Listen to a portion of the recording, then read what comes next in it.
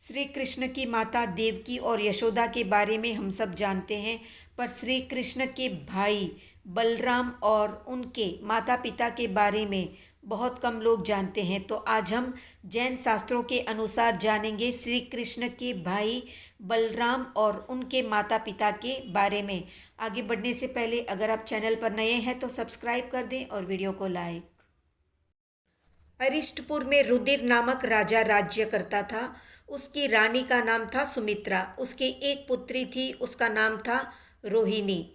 रोहिणी अत्यंत रूपवती थी। उसके सौंदर्य की बात सर्वत्र फैल गई थी, इसलिए अनेक राजा और महाराजा ने रुधिर राजा से उसकी याचना भी की।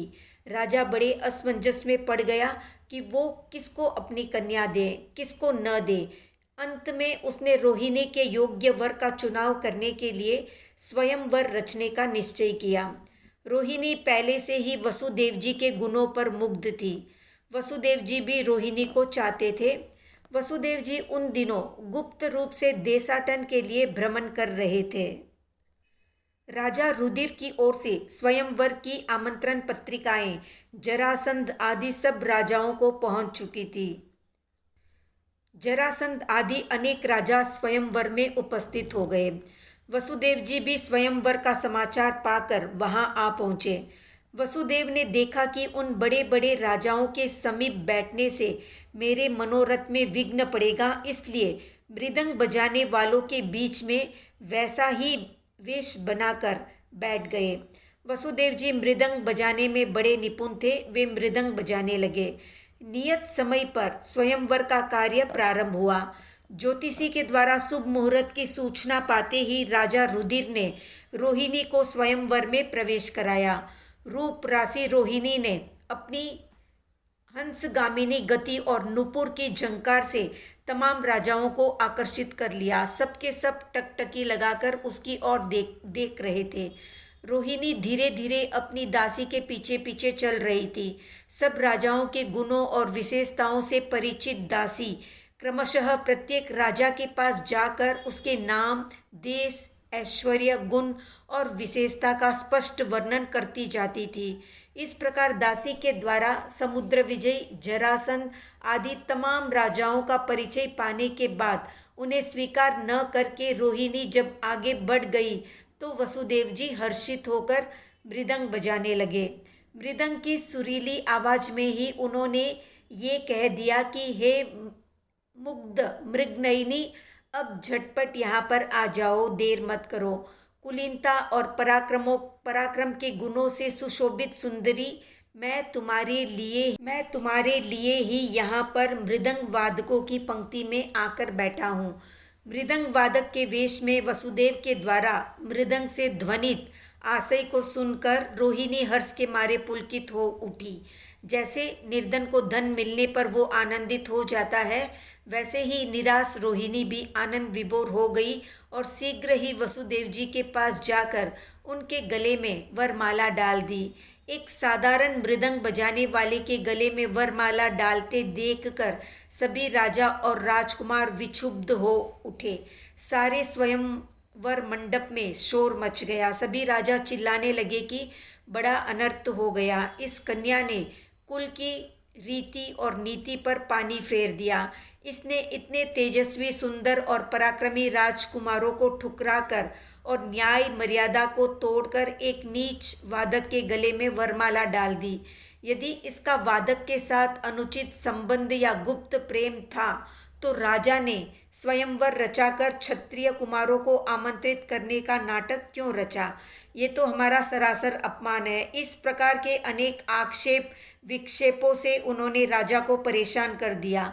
राजा रुधिर किंग कर्तव्य विमूढ़ होकर आश्चर्यचकित होकर सोचने लगे कि विचारशील, नीति निपुण और पवित्र विचार की होते हुए भी पता नहीं रोहिणी ने इन सब राजाओं को छोड़कर एक नीच व्यक्ति का वरण क्यों किया।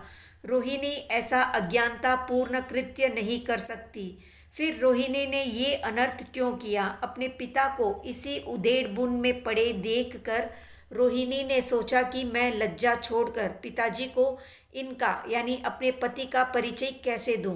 वसुदेव जी ने अपनी प्रिया का मनोभाव जान लिया। इधर जब सारे राजा लोग कुपित होकर अपने दल बल सहित वसुदेव जी से युद्ध करने के लिए तैयार हो गए, तब वसुदेव ने सबको ललकारा कि क्या आपकी वीरता इसी में है कि आप स्वयंवर मर्यादा का भंग करके अनीति पथ का अनुकरण करें। स्वयंवर के नियम के अनुसार जब कन्या ने अपने मनोनीत वर को स्वीकार कर लिया है, तब आप लोग क्यों अड़चन डाल रहे हैं। राजा लोग न्याय नीति के रक्षक होते हैं, नासक नहीं होते हैं। आप सब लोग समझदार हैं, इतने में ही सब समझ जाइए। इस नीति संगत बात को सुनकर न्याय नीति परायण सज्जन राजा तो झटपट समझ गए और उन्होंने युद्ध से अपना हाथ खींच लिया। वे सोचने लगे कि इस बात में अवश्य ही कोई रहस्य है। इस प्रकार की निर्भीक और गंभीर वाणी किसी साधारण व्यक्ति की नहीं हो सकती। लेकिन कुछ दुर्जन और अड़ियल राजा अपने दुराग्रह पर अड़े रहे। जब वसुदेव जी ने देखा कि अब साम नीति से काम नहीं चलेगा, ऐसे दुर्जन तो दंड नीति दमन नीति से ही समझेंगे, तो उन्होंने कहा, तुम्हें वीरता का अभिमान है तो आ जाओ मैदान में और सबको मजा चखा दूंगा। वसुदेव के इन वचनों ने जले पर नमक छिड़कने का काम किया। सभी दुर्जन राजा उत्तेजित होकर एक साथ वसुदेव जी पर टूट पड़े और अस्त्रों से प्रहार करने लगे।